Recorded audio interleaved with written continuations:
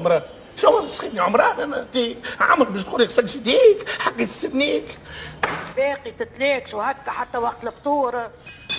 هات صحنك خلينا نهزك السلطه. هي ما حشتيش 3 ايام ننظر في سلطه الطماطم كراتها حط لي ديريكت فطور ان شاء الله ما يطلعش شكشوكه. اش بيها الشكشوكه هذيك اللي حقرها بابا تتكلف اكثر من الكسكسي.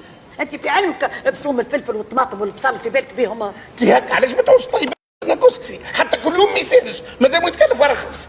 ارخص كي يبدا بلا لحم ما يسالش باقي غير من الشكشوكه. تيسي عاد اسبوعي تي انا كي تفتمت تعديت من الحليب الغبره للشكشوكه والحمد لله هاني هزيت بها صحتي ولاباس.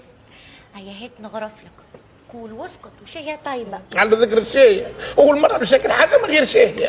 انت الحق امك ياسر دلتك. لا يا لا مانيش مدلل اما امي طيب خير منك